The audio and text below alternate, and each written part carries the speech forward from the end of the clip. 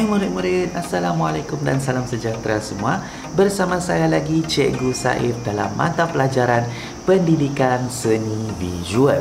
Dan tajuk pelajaran kita pada kali ini ialah Topi Sang Tikus. Tetapi untuk kali ini kita akan laksanakan aktiviti ini selama 2 minggu. Ya, 2 minggu ya, bukan 1 minggu. Maknanya minggu ini kita akan buat satu aktiviti dan minggu hadapan kita akan sambung lagi dengan satu aktiviti yang berbeza. Dan untuk minggu ini kita akan menghasilkan corak tiupan. Pernah dengar corak tiupan? Pernah buat? Okey, corak tiupan ialah corak yang kita hasilkan daripada aktiviti meniup media basah, iaitu warna yang cair. Warna yang cair, warna apa tu? Okey, jadi sebelum kita mulakan, sebelum itu saya mahu anda semua untuk sediakan alat dan bahan terlebih dahulu, iaitu yang pertama, kertas lukisan, warna air, palet warna, bekas air dengan air, berus lukisan dan juga penyedut minuman ataupun straw. Boleh gunakan penyedut minuman yang plastik. Okey. Jadi kalau anda semua sudah ada alat dan bahan yang diperlukan, jom kita mulakan. Perkara pertama yang kita akan lakukan ialah membancuh warna. Sebab untuk menghasilkan corak tiupan, kita perlu menggunakan warna yang cair. Mesti cair. Kalau tidak cair, kita tidak boleh tiup warna tu. Faham? Okey, jadi pertama sekali, sediakan warna air anda, keluarkan warna air anda, pilih warna yang anda mahu gunakan. Sebagai contoh, saya akan gunakan warna merah. Okey, jadi saya akan ambil satu warna yang saya suka dan saya akan letakkan di dalam palet warna. Seterusnya, saya akan ambil air menggunakan berus warna dan tambahkan air di dalam palet warna tersebut. Tambah sedikit demi sedikit, jangan terlalu banyak, dan kacau. Bancuh dia, campurkan warna itu dengan air, pastikan dia cair. Jangan terlalu cair. Kalau terlalu cair, nanti tidak nampak warnanya. Faham? Okey, ini untuk satu warna. Jadi kita ulang semula, dapatkan sekurang-kurangnya 3 warna. Faham?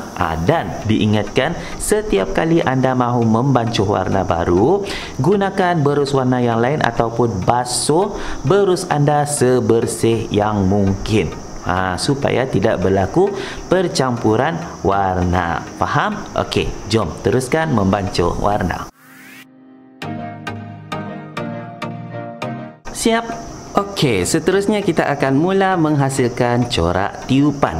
Pertama sekali, kita perlu menitiskan warna yang kita sudah bancuh, kita sudah cairkan menggunakan berus lukisan. Contohnya, saya akan mulakan dengan warna merah. Saya ambil warna menggunakan berus dan titiskan di atas kertas lukisan.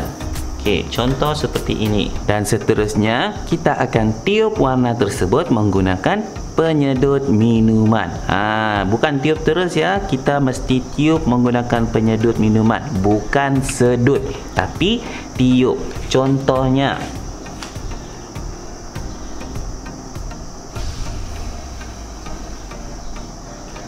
nampak?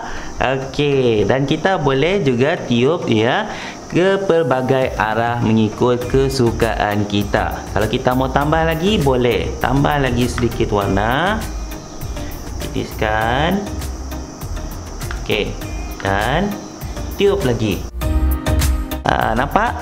Okey, dan kita boleh ulang berkali-kali mengikut kesukaan ataupun kegemaran kita.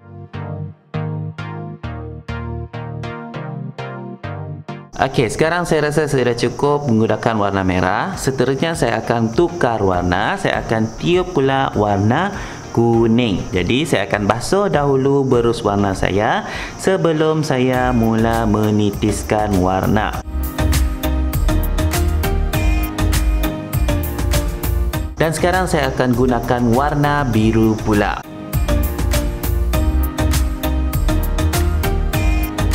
Dan siap. Tara, inilah dia hasil karya corak tiupan saya. Dan anda pun boleh hasilkan corak seperti ini sendiri di rumah. Mungkin lagi cantik daripada ini. Dan selepas anda selesai menyiapkan hasil karya ini, tolong simpan dengan bagus. Jangan koyakkan, jangan rosakkan, jangan hilangkan. Sebab kita akan gunakan semula hasil karya ini pada minggu hadapan untuk menghasilkan apa? Topi sang tikus. Jadi tolong simpan bagus-bagus dan jangan lupa ambil gambar dan muat naik di dalam Google Form yang telah saya sediakan. Dan seperti biasa, please stay safe, stay home and stay healthy. Okay? Semoga berjumpa lagi. Bye-bye.